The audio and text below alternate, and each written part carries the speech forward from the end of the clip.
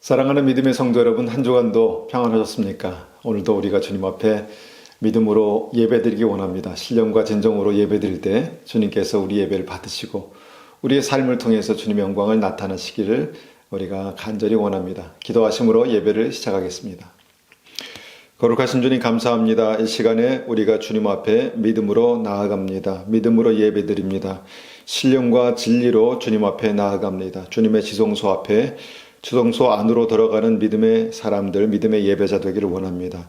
이 시간 우리를 붙들어 주시고 우리에게 성령의 충만함을 하나님 주시고 주님 앞에서 우리가 하나님 기뻐하시는 믿음의 사람, 믿음의 예배자 될 수 있도록 축복하여 주시옵소서. 우리 예배 가운데 함께 하시는 주님의 은혜, 주님의 임재가 있게 도와주시옵소서. 예수님의 이름으로 감사하며 기도드렸습니다. 아멘.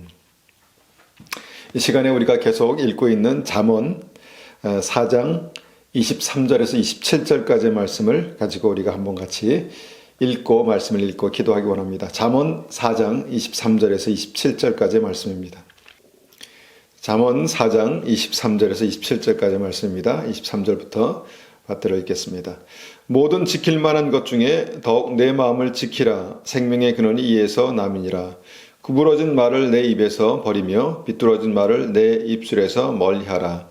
내 눈은 바로 보며 내 눈꺼풀은 내 앞을 곧게 살펴 내 발이 행할 길을 평탄하게 하며 내 모든 길을 든든히 하라. 좌로나 우로나 치우치지 말고 내 발을 악에서 떠나게 하라. 여러분, 우리의 인생이 좌로나 우로나 치우치지 않고 주님 주신 생명의 길로 바르게 나아가는 것이 무엇입니까? 그 방법의 핵심이 무엇입니까? 바로 마음을 지키는 것입니다. 생명의 근원인 마음을 지키는 것입니다. 이것을 우리가 가지고 계속해서 기도하고 있습니다. 마음을 지키는 것이 무엇입니까? 어떻게 우리의 마음을 지킬 수 있습니까? 주님의 성령께서 기도 가운데 우리에게 밝히 보여주시고 인도하실 줄 믿습니다. 이 시간 이 말씀을 가지고 한 번 더 우리가 기도하길 원합니다. 기도하겠습니다.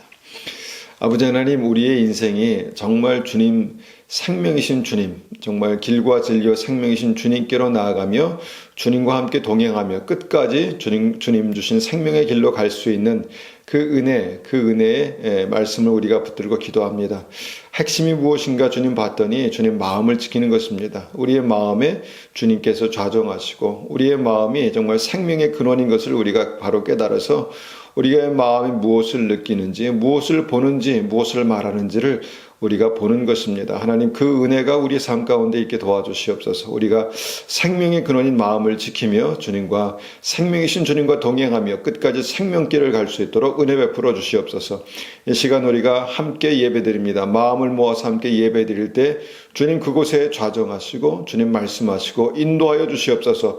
주님의 생명이 우리의 마음으로부터 그렇게 말씀하시고 또 보게 하시고 듣게 하시는 놀라운 은혜가 이 예배 가운데 있게 도와주시옵소서. 마음을 잘 지키는 믿음의 사람 될 수 있도록 축복하여 주시옵소서. 주님 감사합니다.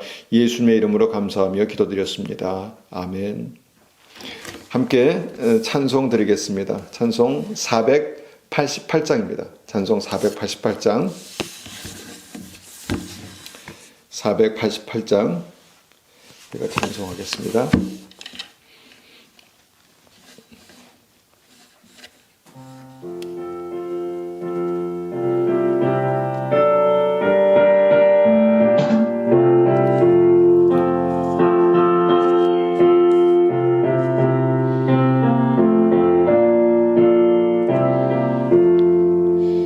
이 몸의 소망 무언가 우리 주 예수뿐일세.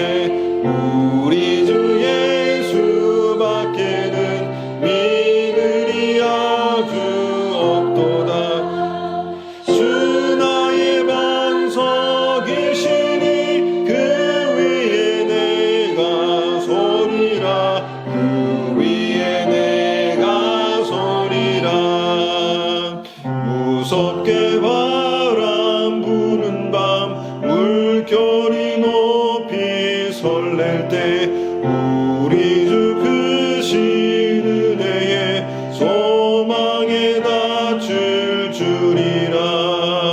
주 나의 반석이시니 그 위에 내가 서리라. 그 위에 내가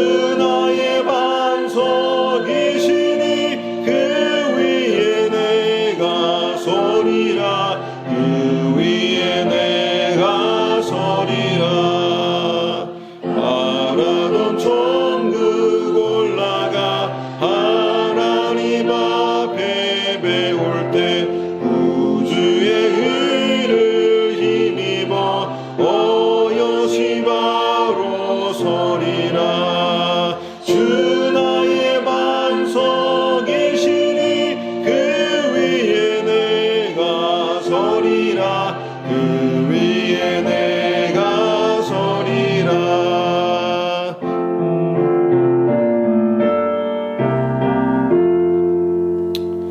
아멘, 아멘. 주님이 우리의 반석이 되십니다. 우리가 그 반석 위에 세워지는 그런 귀한 은혜가 있기를 원합니다.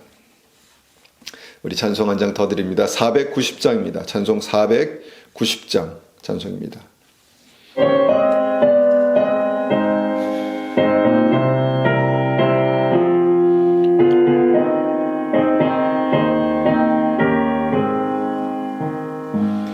주여 지난 밤 내 꿈에 배었으니 그 꿈 이루어 주옵소서. 밤과 아침에 계시로 보여주사 항상 은혜를 주옵소서. 나의 놀라운 꿈 정녕 남이 끼는 승차 큰 은혜 받을 편이. 나의 놀라운 꿈 정녕 이루어져 주님 얼굴을 배우리라. 마음 괴롭고 아파서 낙심될 때 내게 소망을 주셨으면 내가 영광의 주님을 바라보니 앞길 환하게 보이도다. 나의 놀라운 꿈 정녕 남이 끼는 장차 큰 은혜 받을 편이. 나의 놀라운 꿈 정녕 이루어져 주님 얼굴을 배우리라.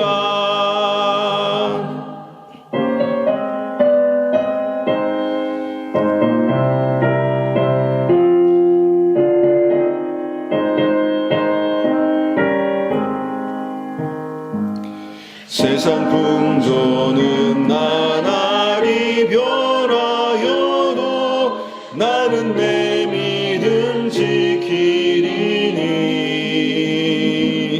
인생 살다가 죽음이 꿈 같으나 오직 내 꿈은 참되리라. 나의 놀라운 꿈 정녕 남이 끼는 장차 큰 은혜 받을 편이. 나의 놀라운 꿈 정녕 이루어져 주님 얼굴을 배우리라.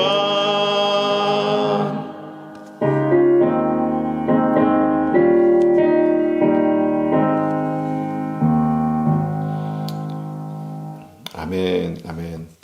우리가 날마다 주님의 얼굴을 뵙는 그런 은혜가 있기를 원합니다. 날마다 우리가 주님과 함께 동행하는 은혜가 있기를 원합니다. 이 시간 우리가 주님 앞에 믿음으로 헌물을 드리겠습니다. 헌물을 드리면서 우리의 마음의 감사로, 감사의 기도로 주님 앞에 또 드리는 그런 은혜가 있기를 원합니다. 같이 우리가 믿음으로 헌물을 드리겠습니다.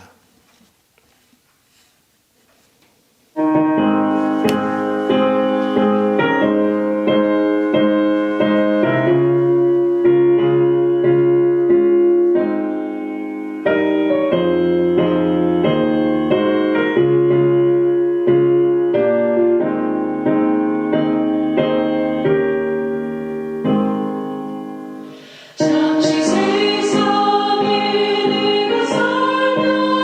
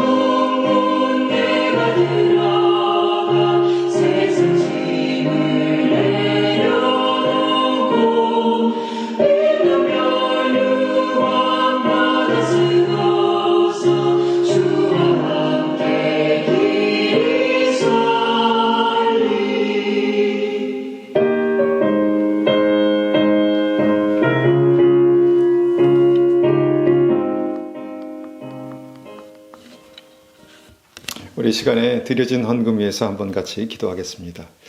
아버지 하나님, 우리가 이 시간에 감사함으로 주님께 예물을 드렸습니다. 또한 감사의 기도를 올려드렸습니다. 아버지 하나님, 우리의 삶이 정말 잠깐 있다가 하나님 가는 그런 세상입니다. 하나님, 잠깐 있다가 가는 세상의 가장 큰 행복이 주님과 함께 동행하며 주님을 알아가며 주님 주시는 그 놀라운 축복을 누리는 삶이라고 우리가 분명히 믿습니다. 하나님, 주님과 친밀하게 동행하는 은혜가 있게 도와주시옵소서.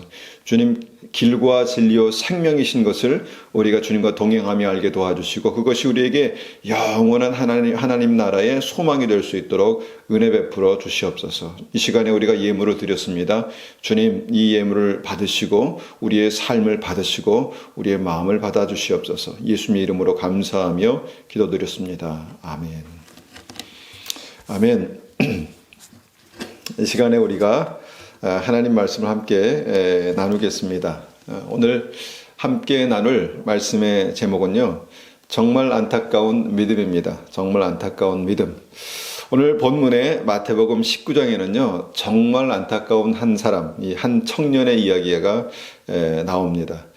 그러니까 천국에 들어가는 것이 굉장히 중요한 것이다라는 것을 깨닫고 있었고요. 이 청년은 그 천국에 들어갈 믿음에 아주 착실하게 그렇게 그 믿음을 붙들고 살았습니다. 착실하게 살았습니다. 그래서 거의 천국에 들어갈 수 있다는 그런 구원의 확신이 있었습니다. 그래서 영생의 문이신 예수님을 만났다는 것이죠. 예수님을 만났습니다.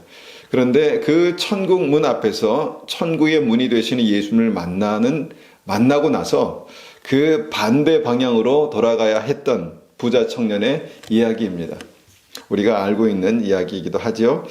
마태복음 19장 16절에서 22절까지 말씀을 한번 찾아서 보겠습니다. 마태복음 19장 16절에서 22절까지 말씀인데요. 자, 먼저 19장 16절에서 20절까지 말씀 보겠습니다. 16절입니다. 어떤 사람이 와서 이르되 선생님이여, 내가 무슨 선한 일을 하여야 영생을 얻으리까? 예수께서 이르시되 어찌하여 선한 일을 내게 묻느냐? 선한 이는 오직 한 분이시니라. 내가 생명에 들어가려면 계명을 지키라.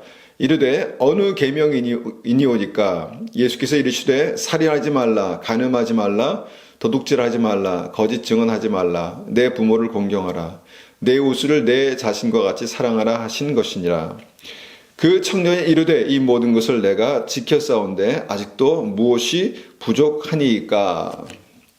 자, 어떤 청년이 예수님을 찾아와서 믿음의 가장 중요한 질문을 드립니다. 내가 무슨 선한 일을 하여야 영생을 얻으리까? 자, 핵심은 영생이죠. 어떻게 하면 영생을 얻겠습니까? 그런데 여러분 자세히 보면요, 이 질문의 방향이 좀 잘못되었다라고 그런 생각이 듭니다.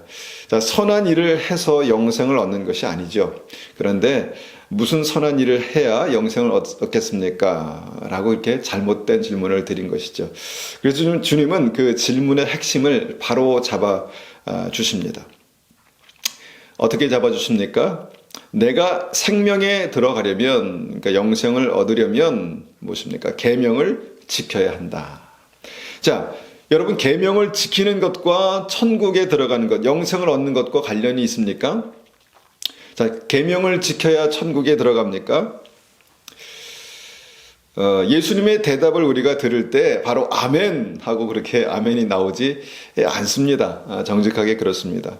보통 대부분의 크리스찬들은요, 계명을 지켜서 천국 가는 게 아니다라는 사실을, 이것을 알고 있습니다. 그렇게 생각하고 있습니다. 천국은요, 무엇입니까? 예수님을 믿는 믿음으로, 예수님을 구주로 영접하는 믿음으로 가는 것이죠. 그렇게 생각할 때 이 말씀이 우리에게 아멘이라고 그렇게 대답으로 그런 반응한다는 것이죠. 그런데 예수님은 계명을 지켜야 천국에 간다라고 부자 청년에게 말씀하고 계신다는 것입니다. 그렇다면 여러분, 누구의 생각이 맞습니까? 믿음으로 천국 간다는 우리의 신앙, 이것이 분명하지만 영생을 얻으려면 계명을 지켜야 한다라는 주님의 말씀, 이 주님의 말씀이니까 우리가 이것을 무시할 수가 없다는 말씀이죠. 주님은 그렇게 부자 청년에게 아주 단호하고 분명하게 대답하십니다. 영생을 얻고 싶으냐? 그러면 하나님의 계명을 지켜라. 자, 오늘 본문은 우리의 기본적인 그 믿음의 교리, 믿음에 대한 정답을 이렇게 좀 빗나가기 때문에 참 어려운 본문 중에 하나라고 생각합니다. 생명에 들어가려면, 영생에 들어가려면 계명을 지켜라. 여러분 어떻게 생각하십니까? 여기에 얼마나 동의하십니까? 얼마나 이해하십니까? 여러분 특별한 것이 아닙니다. 우리가 다 알고 있는 내용이죠. 계명이 무엇입니까? 계명이 무엇입니까? 우리가 다 알고 있는 내용이죠. 18절, 19절 봅니다. 이르되 어느 계명이니오이까? 예수께서 이르시되 살인하지 말라, 간음하지 말라, 도둑질하지 말라, 거짓 증언하지 말라, 내 부모를 공경하라, 내 이웃을 내 자신과 같이 사랑하라 하신 것이니라. 여러분 이 계명을 지키면 천국 갑니까? 여러분 어떻게 생각하십니까? 이 계명을 지키면 천국 갑니까? 우리는 계명을 지키고 이렇게 살아야 천국 간다라고 그렇게 배우지 않았습니다. 그러니까 계명을 지키는 행위가 아니라 예수님을 구주로 믿는 믿음, 이 믿음으로 천국 간다라고 굳게 믿고 있습니다. 그렇죠? 그런데 예수님의 천국 복음은 우리의 보편적인 믿음의 어떤 가치를 흔들어 놓습니다. 다시 한번 질문합니다. 계명을 지켜야 천국 간다고 생각하십니까? 주님의 대답은 그렇다입니다. 이 진리에 대해서 우리는 정말 고민되지만 예수님 당시만 해도요, 이것은 정말 너무도 보편적이고 당연한 그런 진리였다라는 것입니다. 그리고 당시 우리가 그 믿음의 사람들, 바리새인 율법사, 서기관들, 이 사람들, 그 믿음을 보면요, 계명을 지키는 수준이 우리의 상상을 초월했다는 것을 우리가 성경을 통해서 볼 수 있습니다. 특별히 우리가 안식일을 지키는 것, 안식일을 거룩하게 지키는 것, 이 계명이죠.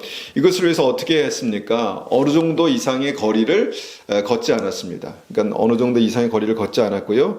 또 배가 고파도 이삭을 잘라서 이렇게 먹지 않았습니다. 혹시나 주일날, 안식일날 아픈 사람이 있으면 어떻겠습니까? 그 사람을 병원에서 치료해도 안 된다라고 그렇게 생각했다는 것입니다. 굉장히 철저하게 계명을 지켰죠. 그런데 문제가 뭘까요? 계명을 이렇게 철저하게 지켰는데 주님께서 그들을 회칠한 무덤이다라고 그렇게 말씀하셨죠. 자, 본질을 망각했다라는 것입니다. 계명의 본질을 망각했다. 자, 그 본질이 무엇인가요? 왜 계명을 지키는가? 나는 왜 계명을 지켜야 하는가를 잊어버리고 그냥 남들이 지키니까, 온 마을 사람들이 지키니까, 믿는 사람들이 지키니까 나도 무조건 지킨다라는 그런 생각이 있었다는 것이죠. 이에 대해서 주님은 그 계명을 지켜야 한다라는 그 핵심을 이렇게 말씀하십니다. 우리가 다른 곳 말씀을 한번 찾아보겠습니다. 마태복음 22장 35절입니다. 마태복음 22장 35절. 35절부터 40절까지 말씀을 제가 받들어 읽겠습니다. 마태복음 22장 35절에서 40절입니다. 35절입니다. 한 율법사가 예수를 시험하여 묻되 선생님 율법 중에 어느 계명이 크니까? 그때 주님께서 이제 그 핵심 이렇게 설명하시죠. 37절입니다. 예수께서 이르시되 내 마음을 다하고 목숨을 다하고 뜻을 다하여 주 너희 하나님을 사랑하라 하셨으니 이것이 크고 첫째 되는 계명이요 둘째도 그와 같으니 내 이웃을 내 자신과 같이 사랑하라 하셨으니 이 두 계명이 온 율법과 선자의 강령이니라. 자, 예수님께서 말씀하십니다. 이 계명이 뭔지 아느냐? 계명의 핵심이 무엇인지 아느냐? 그 계명의 핵심은 사랑하는 것이다. 이렇게 말씀하십니다. 사랑하는 것이다. 하나님을 사랑하는 것이 가장 중요한 계명이고 또한 사람을 사랑하는 것이 둘째로 중요한 계명인데 이것이 온 율법과 선자의 강령이다. 즉 사랑하는 이 계명의 핵심, 사랑하는 이 계명의 핵심이 바로 믿음이다라고 그렇게 이제 말씀하고 계신다는 것입니다. 여러분 이것이 예수님의 복음이라면 우리는 마태복음 19장과 마태복음 22장에 믿음과 계명에 대한 이 의문을 풀 수가 있다라고 봅니다. 그게 무엇입니까?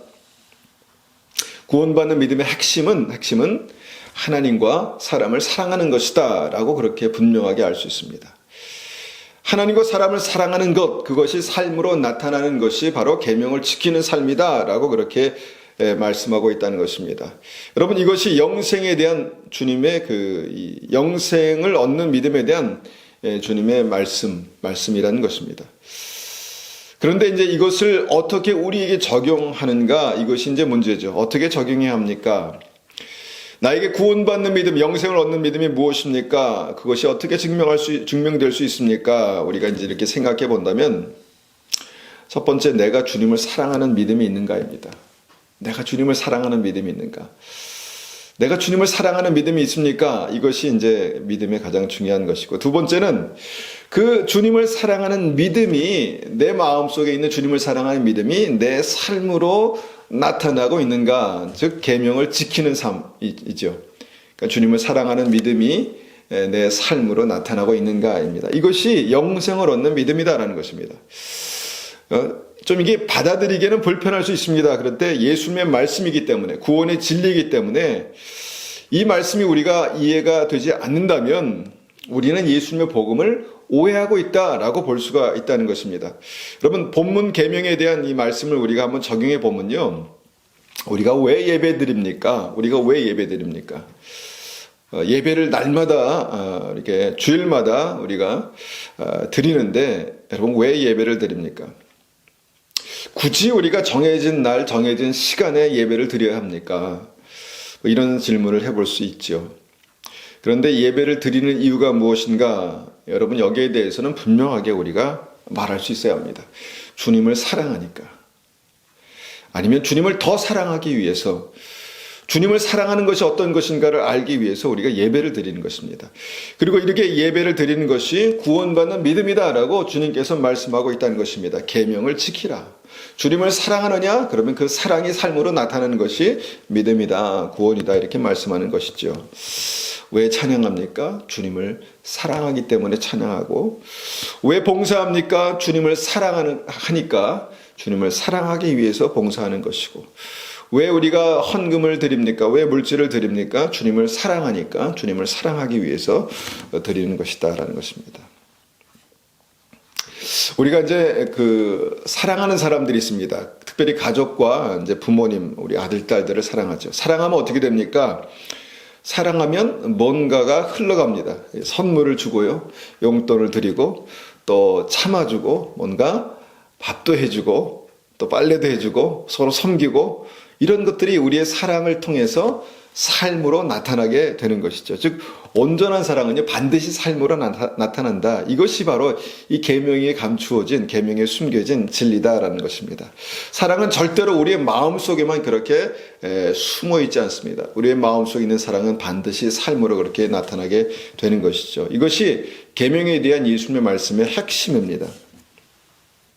그리고 사랑하는 믿음이 삶으로 나타날 때 영생을 얻는 믿음이다. 영생을 얻는 믿음으로 그렇게 확실하게 우리가 증거되는 것이다. 이렇게 우리가 볼 수 있습니다. 그래서 이제 이 말씀들이 더 이제 이해가 가는 것이죠. 어떤 말씀입니까? 로마서 8장 28절 말씀입니다. 로마서 8장 28절. 로마서 8장 28절. 로마서 8장 28절입니다. 8장 28절. 우리가 알거니와 하나님을 사랑하는 자, 곧 그 뜻대로 부르심을 입은 자들에게는 모든 것이 합력하여 선을 이루느니라. 자, 우리의 삶이 주님의 손 안에 있습니다. 하나님께서 우리의 삶을 형통케 하시고 은혜를 부어주십니다. 하나님께서 우리에게 축복하십니다. 그런데 어떤 사람입니까? 하나님을 사랑하는 자, 곧 그 뜻대로 부르심을 입은 자. 하나님을 사랑하는 자다라고 우리가 이제 말씀을 읽었죠. 그러니까 하나님께서 사랑하시는 자가 아니라 하나님을 사랑하는 자라는 것을 우리가 이제 그 부분을 집중해서 보았습니다. 그래서 하나님을 사랑하는 것이 믿음입니다. 하나님을 사랑하는 것이 구원이고, 하나님을 사랑하는 것이 계명이다. 계명을 지키는 것이다라고 우리가 보게 된다는 것입니다. 또한 요한복음 14장 21절 찾지는 않겠습니다. 요한복음 14장 21절도 말씀하죠. 나의 계명을 지키는 자라야 나를 사랑하는 자니. 단순하지 않습니까? 나의 계명을 지키는 자라야 나를 사랑하는 자니. 나를 사랑하는 자는 내 아버지께 사랑을 받을 것이요 나도 그를 사랑하여 그에게 나를 나타내리라. 너는 내가 정말 사랑하는 자가 누군지 아느냐? 나의 계명을 지키는 자라야 나를 사랑하는 자다. 이렇게 말씀하시는 것입니다. 그러니까 사랑한다면 그 사랑이 반드시 삶으로 그렇게 나타나게 되는데 그것이 무엇입니까? 하나님의 뜻대로 살려는 의지가 나타난다는 것입니다. 그것이 계명을 지키는 것이다. 라고 그렇게 말씀하는 것이죠. 여러분, 사랑하면 살아갑니다. 사랑하면 살게 됩니다. 이것이 정말 단순하지만 이것이 천국문을 여는 굉장히 중요한 진리라는 것입니다. 이 진리가 우리의 삶 가운데 그렇게 확인되시기를 축원합니다.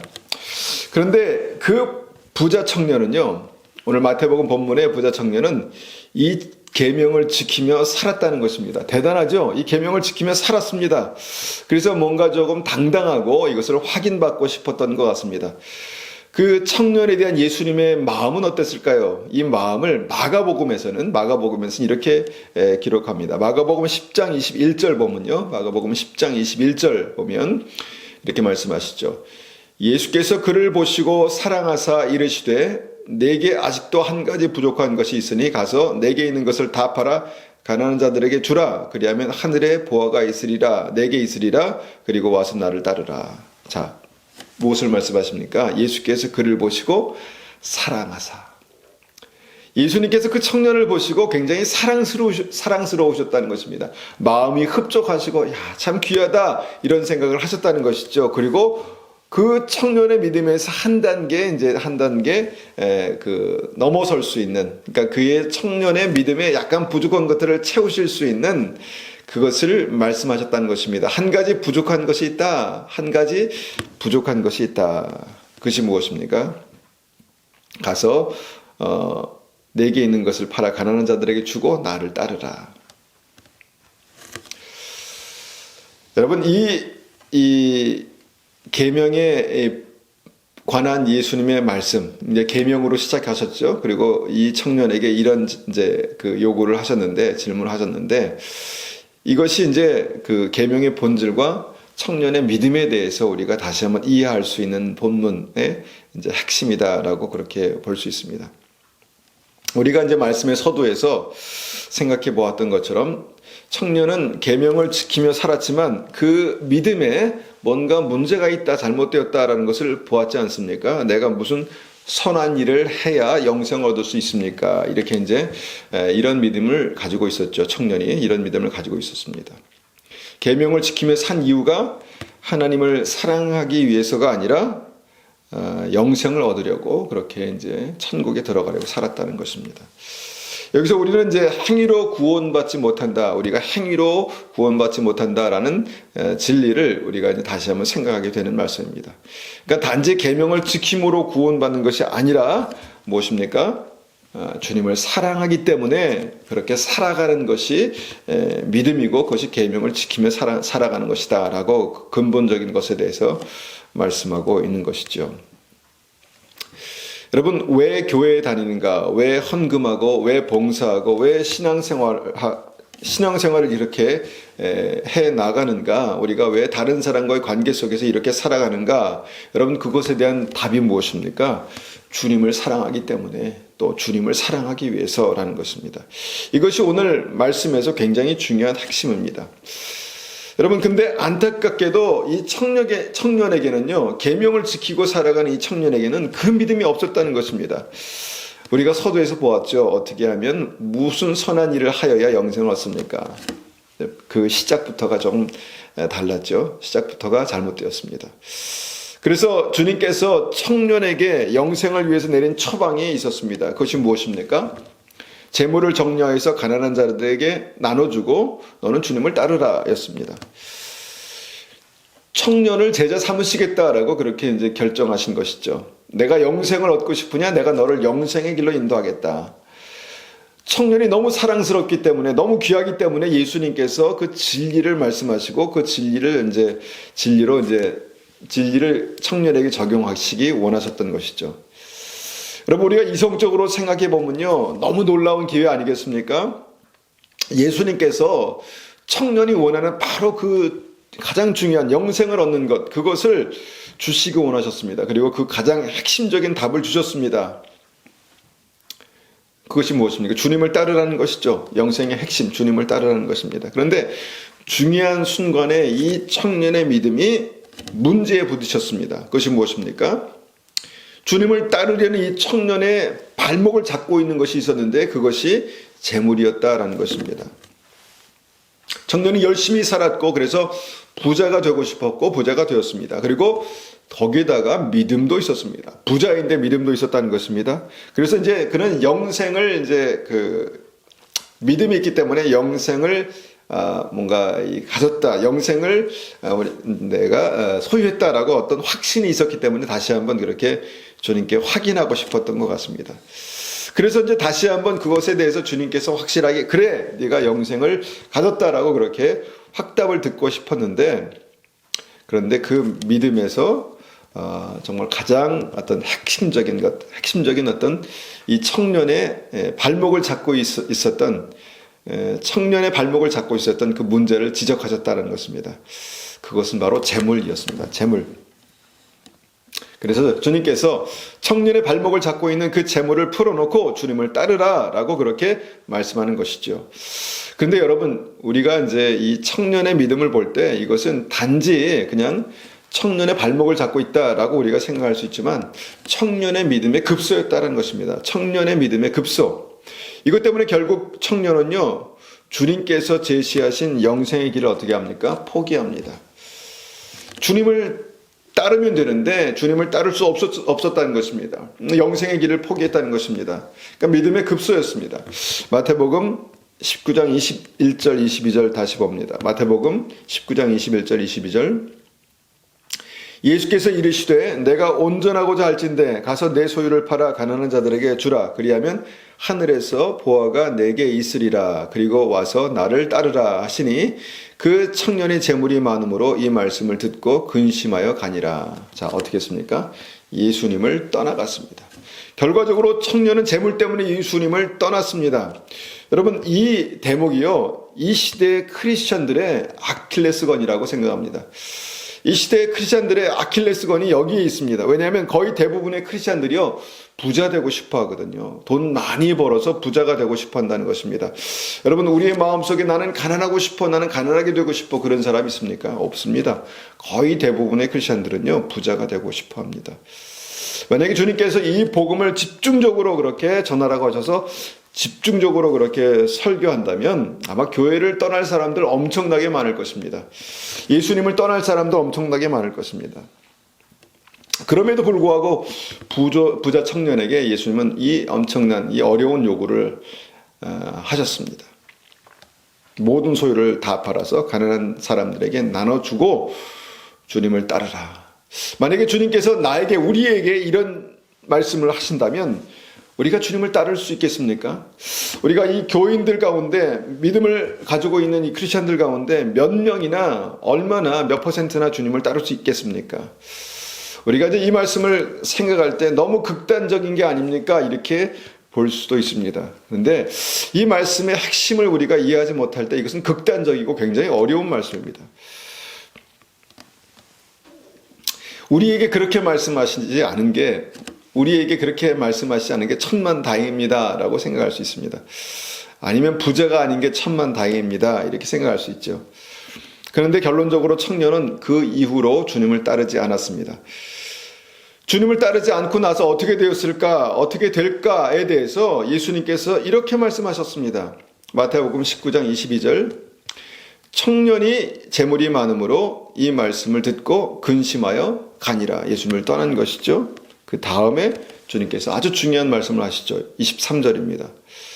예수께서 제자들에게 이르시되 내가 진실로 너희에게 이르노니 부자는 천국에 들어가기가 어려우니라.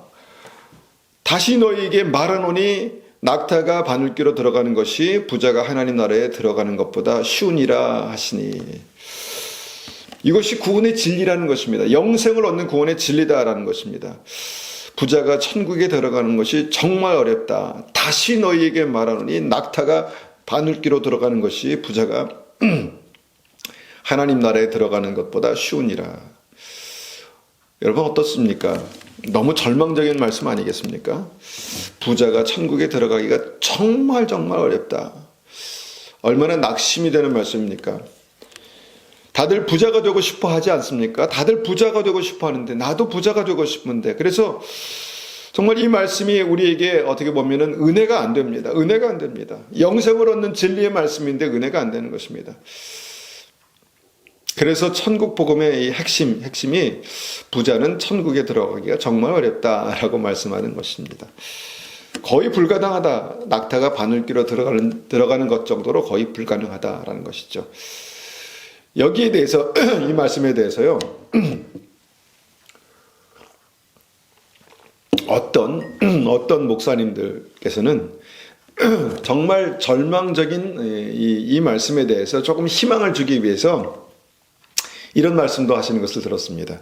당시 예루살렘으로 들어가는 바늘귀라는 그런 조그만 문이 있었는데 그 문으로 낙타가 들어가는 것을 말씀하는 것이다. 그러니까 어렵지만 불가능하지 않다. 이런 말씀을 이제 하시는 걸 들었습니다. 여러분, 이것은 핵심을 모르는 것입니다. 이건 잘못된 것입니다. 그런데 우리가 이 말씀을 이제 그 말씀 그대로 그렇게 받아들이면 참 절망이지만 뭔가 소망이 없을까?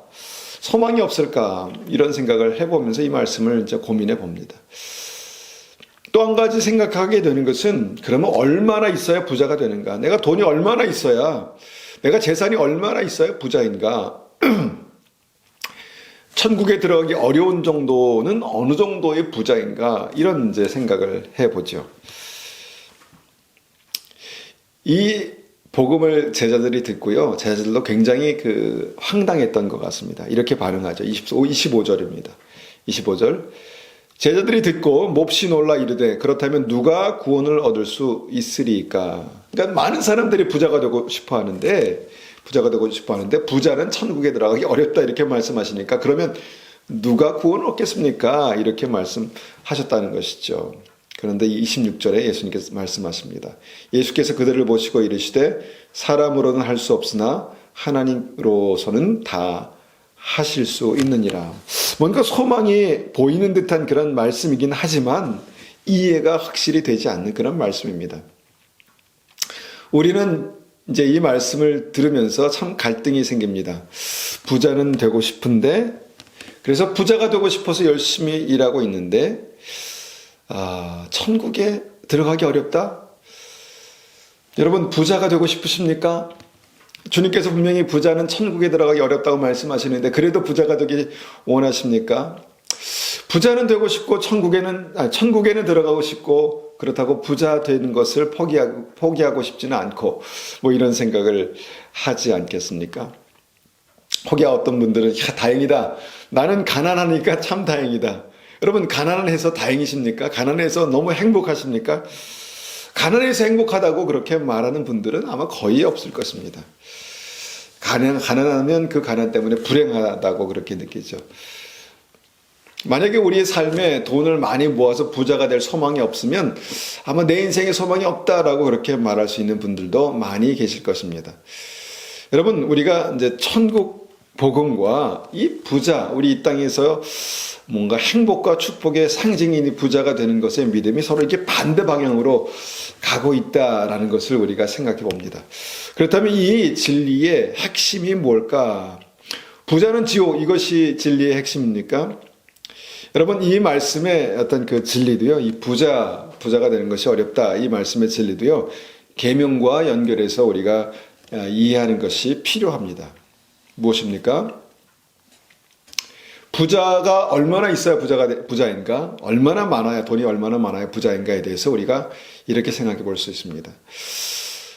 부자가 되어서 주님을 사랑하기 어려워지면 문제가 심각해진다는 것이죠. 그러니까 주님을 사랑하기 어려울 정도로 부자가 되면 심각해진다는 것입니다. 우리가 주님을 따르기가 어려울 정도로 그러니까 내가 돈이 많은 것 때문에, 부자인 것 때문에 주님과의 관계가 점점 멀어지는 어떤 그런 부자는요, 위험하다라고 우리가 생각해 볼 수 있다는 것이죠. 그러니까 나의 재물이 얼마나 많건, 다른 사람이 나를 부자로 인정하거든 아니든 간에, 내가 가진 돈 때문에, 내가 가진 그 부호 때문에 주님을 사랑할 수 없다면 위험한 부자입니다. 위험한 것입니다. 그러니까 돈이 나의 인생의 방향을 결정하고 돈이 나의 삶의 동기를 부여하면 위험한 것입니다. 위험한 것입니다. 낙타가 바늘귀로 들어가는 그 길을 가고 있는 것입니다. 여러분, 우리가 천국에 들어가기 어려운 부자라는 것을 우리가 생각해 볼 때 천국에 들어가기 어려운 부를 여러분 이렇게 간절히 원하지 않으시기를 바랍니다. 그러니까 천국에 들어가기 어려운 부가 있습니다. 천국에 들어가기 어려운 부자. 그 부 때문에 주님을 사랑하기 어려운 사람. 그 부자 때문에, 부자인 것 때문에 주님을 따르기 어려운 사람. 이것이 정말 이 성경이 말씀하시는 정말 위험한 부자라는 것입니다. 주님은 이 말씀에 대해서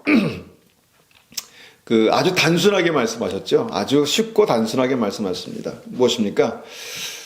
나야, 돈이야. 그러니까 하나님입니까? 돈입니까?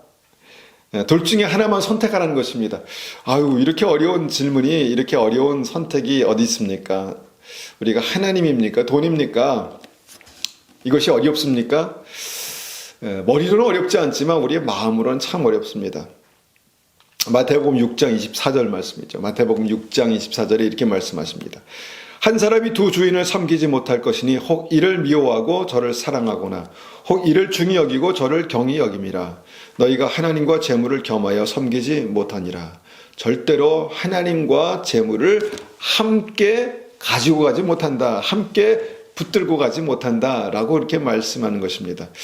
우리가 재물을 왜 섬깁니까? 재물을 어떻게 섬깁니까? 이렇게 말할 수 있는데요. 그 재물을 섬기는 거에 대해서 디모데전서 6장 10절에 이렇게 말씀합니다. 그 재물을 섬긴다는 것은 바로 사랑한다는 것이다. 자, 디모데전서 6장 10절에 이렇게 말씀하시죠. 돈을 사랑함이 일만하게 뿌리가 되나니 이것을 탐내는 자들은 미혹을 받아 믿음에서 떠나 많은 근심으로써 자기를 찔렀도다. 자, 믿음에서 떠나는 이유가 무엇입니까? 돈을 사랑하는 것 때문에 그렇습니다. 믿음이 무엇입니까? 구원받는 믿음이 무엇입니까? 계명의 핵심이 무엇입니까? 주님을 사랑하는 것입니다. 사람을 사랑하는 것입니다. 그런데 믿음에서 떠나는 것이 무엇입니까? 돈을 사랑하는 것입니다. 돈이 그만큼 우리의 마음을 빼앗아갈 수 있는 그런 어떤 강력한 힘이 있기 때문에 이것을 말씀하고 있는 것입니다. 그러니까 둘 다 가질 수 없는 것이 믿음이다라는 말씀이죠. 그래서 핵심은 무엇입니까? 우리가 적용할 수 있는 핵심이 무엇입니까? 하나님을 사랑할 수 있을 만큼만 부자 되시기 바랍니다. 하나님을 사랑할 수 있을 만큼만 부자 되시기 바랍니다. 여러분, 하나님을 사랑할 수 없으면 거기서 부자 되기를 그냥 딱 포기하시기 바랍니다. 축원합니다. 아멘하기 어려우시죠? 그럼에도 불구하고 이 시대의 많은 크리스찬들은 참 부자 되고 싶어 합니다. 그러니까 이 말씀은요, 우리 현실의 어떤 실제 삶과 믿음이 어떻게 보면 맞지 않는 그런 대목이다라고 볼 수가 있다는 것입니다. 너무 극단적이라고 우리가 생각하지만요, 굉장히 실제적인 문제입니다. 왜냐하면 영생에 관련된 문제를 주님께서 이 돈과 관련해서 이렇게 말씀하셨기 때문입니다. 그냥 이렇게 우리가 다시 한번 질문해 보죠. 여러분, 지질이 가난하게 살다가 천국 가기를 원하십니까? 아니면 대기업의 총수로 살다가 지옥 가기 원하십니까?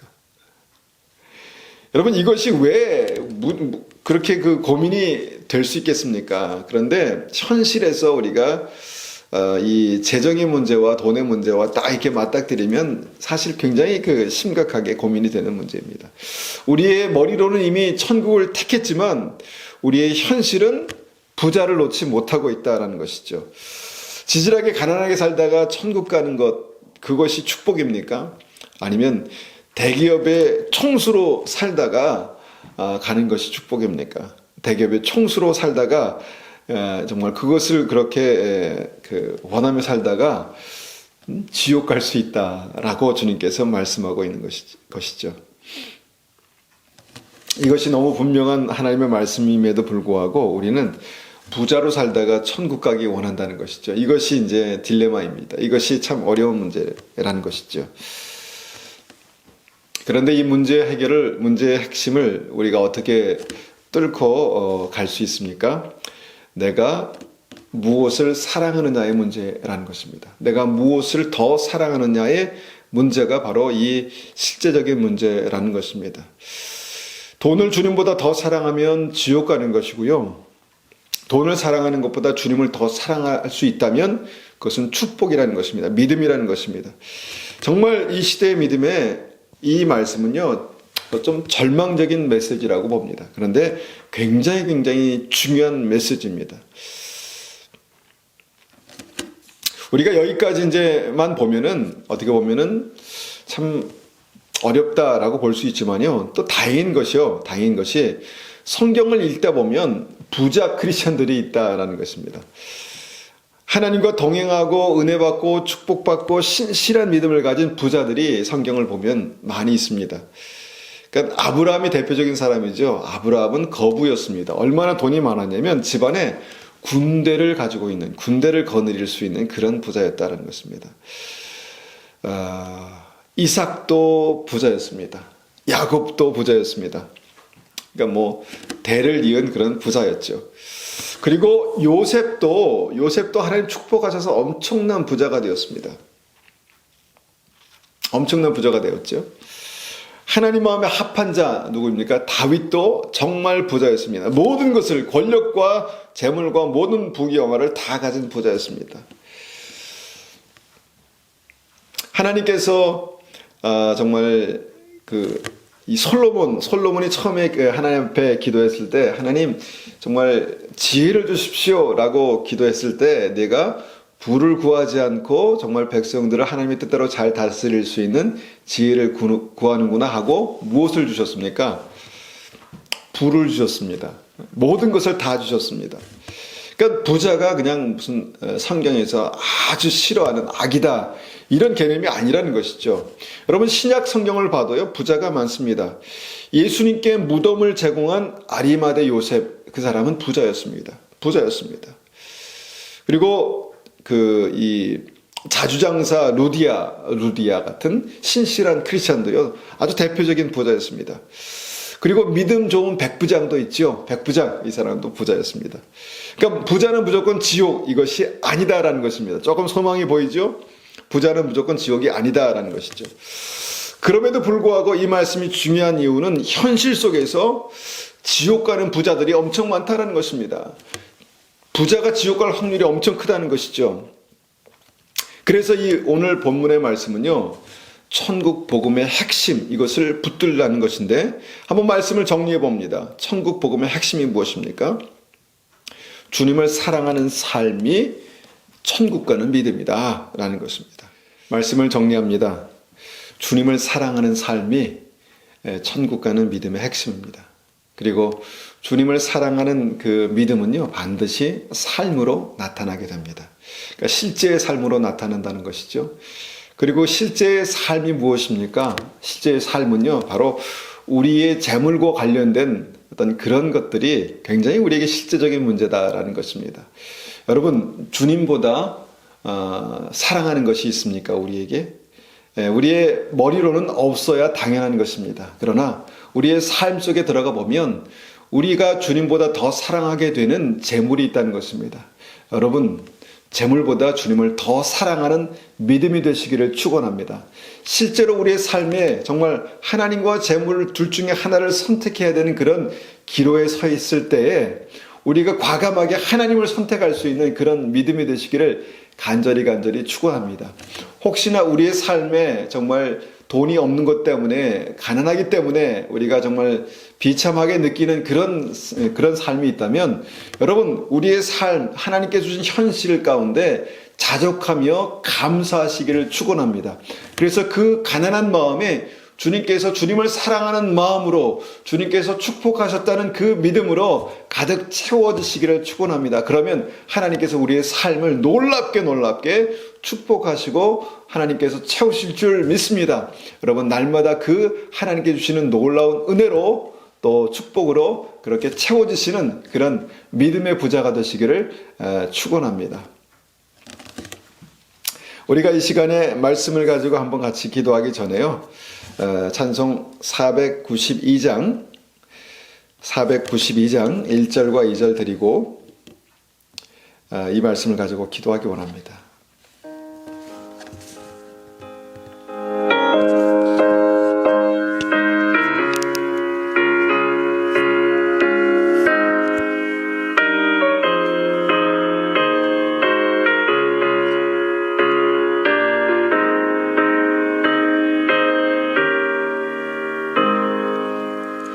잠시 세상에 내가 살면서 항상 찬송 부르다가 날이 저물어라 하시면 영광 중에 나아가리.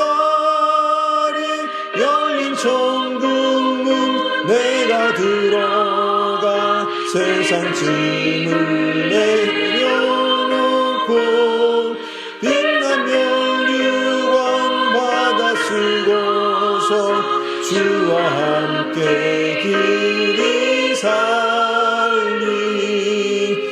눈물 골짜기 더듬으면서 나의 갈 길 다간 후에 주의 품 안에 내가 안기어 영원토록 살리로라.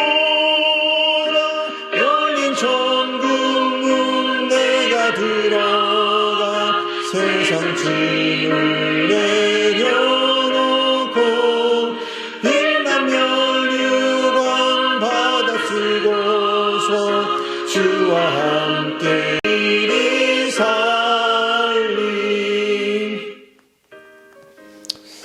아멘. 이 시간에 우리가 한번 같이 이 말씀을 가지고 기도하겠습니다.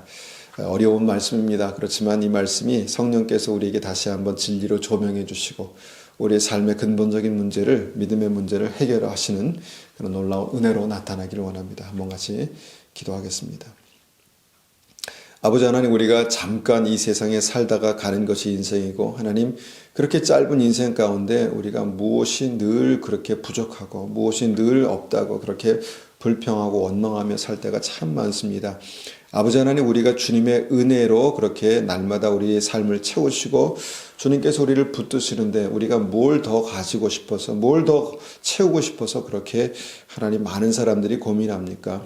아버지 하나님, 우리의 마음을 다시 한번 이 말씀으로 채워주시옵소서. 그래서 정말 이 어려운 말씀이지만 우리의 삶에 정말 이 모든 것들보다, 세상보다 또 재물보다 주님을 더 사랑할 수 있는 그런 은혜로 우리의 마음을 채워주시옵소서. 정말 부자 청년이 주님께서 사랑하실 만큼 귀한 믿음이 있었지만 아버지는 결국 정말 그 삶의 재물 때문에 주님께로부터 돌아섰습니다. 하나님, 혹시나 이 시대에 많은 사람들이 부자가 되고 싶어하고 이 시대에 많은 사람들이 정말 그렇게 많은 재물을 갖고 싶어하지만 그것이 얼마나 위험한 것인지 하나님 모르고 많은 사람들이 그렇게 그냥 하나님의 축복에 빗대어서 그렇게 하나님 그것을 추구하고 있지 않습니까? 주님, 다시 한번 이 말씀을 기억할 때 우리가 정말 하나님보다 재물을 더 추구할 수 있는 그런 모든 삶의 욕심들을 내려놓게 하시고 하나님께서 우리의 삶 가운데 주시는 놀라운 은혜를 사모하며 하나님께서 우리에게 주신 현실을 정말 자족하며 하나님께서 우리에게 주신 것들을 자족하며 감사하며 누리는 그런 믿음이 되게 도와주시옵소서. 아버지 하나님, 그럼에도 불구하고 주님께서 우리를 축복하셔야만 한다면, 재물도 재정으로 축복하셔야 한다면 그 이유를 분명히 깨닫게 하시고 우리의 삶에서 정말 다시 한번 주님께 영광 돌려드릴 수 있는 그런 믿음의 삶을 살 수 있도록 주님 도와주시옵소서. 많은 세상 사람들이 그리고 크리스찬들이 원하는 그 부자 되고 싶은 마음을 내려놓게 하시고 하나님 앞에서 다시 한번 주님의 은혜로 정말 부자가 되는, 주님의 놀라운 은혜로 부자가 되는, 정말 주님을 향한 믿음으로 사랑으로 그렇게 부자가 되는 그런 믿음의 부자 될 수 있도록 은혜 베풀어 주시옵소서. 주님, 우리를 붙들어 주시고 우리의 삶 가운데 늘 이 진리의 말씀이 다시 한번 새겨질 수 있도록 주님 역사하여 주시옵소서. 지금은 우리 주 예수 그리스도의 은혜와 하나님 아버지의 극진하신 사랑하심과 성령님의 충만하심과 인도하심이 오늘도 우리가 믿음 안에서 정말 이 주신 말씀의 진리대로 주님을 더 사랑하기 원하는, 그래서 우리의 삶을 통해서 우리의 마음을 가장 많이 빼앗아가는 이 재물에 대해서 분명한 믿음을 가지고 주님께 나아가기 원하는 우리 믿음의 성도님들, 머리 위에 또 가정 위에 교회 위에 지금부터 영원토록 함께 계시기를 축원하옵나이다. 아멘.